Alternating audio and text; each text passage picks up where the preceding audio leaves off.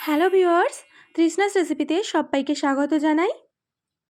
আজ আবারও চলে এসেছি নতুন একটি রেসিপি নিয়ে। আজকে আমি আপনাদের সাথে শেয়ার করতে চলেছি বক ফুলের বড়া। এইভাবে রেসিপিটা বানালে কিন্তু বাড়ির বাচ্চা থেকে বড় সবাই খেতে খুবই পছন্দ করবে। আর দেরি না করে আসুন রেসিপিটা দেখে নেওয়া যাক। রেসিপির জন্য এখানে আমি টাটকা বকফুল নিয়ে নিয়েছি। বকফুল কিন্তু আপনারা সবজির দোকানে পেয়ে যাবেন। আর চেষ্টা করবেন রেসিপির জন্য বকফুলটা যেন টাটকা হয়। এখন আমি বকফুলের ভেতরে এরকম লম্বা একটা সরুর মতো অংশ বাদ দিয়ে দেব। কিছুই বাদ দিতে হবে না, শুধু এরকম লম্বা মতো কাঠির মতো যে অংশটা আছে ফুলের ভেতর থেকে আপনারা বাদ দিয়ে দেবেন। তারপরে খুব ভালো করে ধুয়ে পরিষ্কার করে নিয়েছি। এইভাবে করে রেসিপিটা শেষ পর্যন্ত দেখার জন্য আপনাদের কাছে অনুরোধ রইল। এখন আমি একটা বাটি মেপে আধা বাটি পরিমাণে বেসন নিয়ে নিয়েছি। আপনারা চাইলে চায়ের কাপ মেপে 1 কাপ পরিমাণে বেসন নিতে পারেন। এখন দিয়ে দিয়েছি বড় চামচে 2 চামচ পরিমাণ কর্নফ্লাওয়ার, সাথে দিয়ে দেব স্বাদ অনুযায়ী লবণ। এখন দিচ্ছি হাফ চামচ মতো হলুদ গুঁড়ো আর হাফ চামচ লঙ্কা গুঁড়ো। সামান্য পরিমাণ দিয়ে দিলাম কালো জিরে। এখন সব কিছুকে খুব ভালো করে মিশিয়ে নিতে হবে। চ্যানেলে যদি আপনি নতুন হয়ে থাকেন চ্যানেলটাকে সাবস্ক্রাইব করে দেবেন, পাশে থাকা বেল আইকনটা প্রেস করে অল নোটিফিকেশন করে দেবেন, যাতে করে আমার রেসিপি সবার আগে আপনার কাছে পৌঁছে যায়।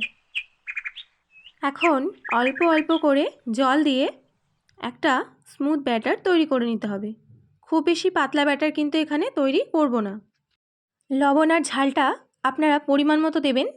আপনি যেমনটা ঝাল খেতে পছন্দ করেন সেরকমটা ঝাল দেবেন। এখানে কিন্তু একটা স্মুথ ব্যাটার আমি তৈরি করে নিয়েছি। ব্যাটারের ঘনত্বটা আমি আপনাদের দেখিয়ে দেব। এখানে আমি ব্যাটারটা এমনভাবে তৈরি করেছি যেটা কিন্তু হাতের মধ্যে নিলে একেবারে সবটা পড়ে যাবে না, হাতেও কিছুটা লেগে থাকছে। মানে আমি যখন এইভাবে করে ফুলটা ব্যাটারের মধ্যে দিয়ে চুবিয়ে নেব, ফুলের গায়ে কিন্তু ব্যাটার অনেকটা পরিমাণে থেকে যাবে।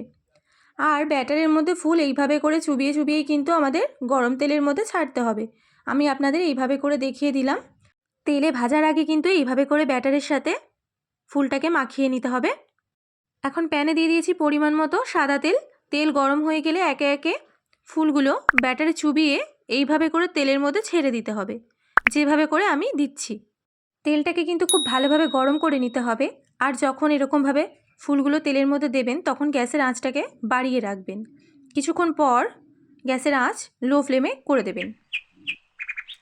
একদিকে ফুলগুলো ভাজা হলে আর একদিকে উল্টে নিতে হবে। এইভাবে করে এক পিঠ ভাজা হয়ে গেলেই আর এক পিঠে উল্টে দিতে হবে, যাতে করে পকোড়াগুলো খুব ভালোভাবে ভাজা হয়। এখানে পকোড়াগুলো ভাজা হয়ে গেছে, আমি এখন তুলে নিচ্ছি। পকোড়ার কালার কিন্তু এরকম লালচে হয়ে এলেই আপনারা তেল থেকে তুলে নেবেন। দেখুন কত সুন্দর দেখতে হয়েছে। খুব সহজেই কিন্তু আপনারা বাড়িতে এটা বানিয়ে নিতে পারবেন। একে একে আমি সবগুলো পকোড়াই একভাবে বানিয়ে নিয়েছি। এই বকফুলের বড়া কিন্তু গরম ভাত দিয়ে খেতে একেবারে অসাধারণ লাগে। রেসিপিটা কেমন লাগলো আমাকে কমেন্ট করে অবশ্যই জানাতে পারেন। আর ভালো লাগলে একটা লাইক করে দেবেন। আপনারা যারা আমার চ্যানেলটাকে সাবস্ক্রাইব করে আমার পাশে আছেন তাদেরকে অনেক অনেক ধন্যবাদ জানাই। রেসিপিটা শেষ পর্যন্ত দেখার জন্য আপনাদের অসংখ্য ধন্যবাদ। সবাই খুব ভালো থাকবেন।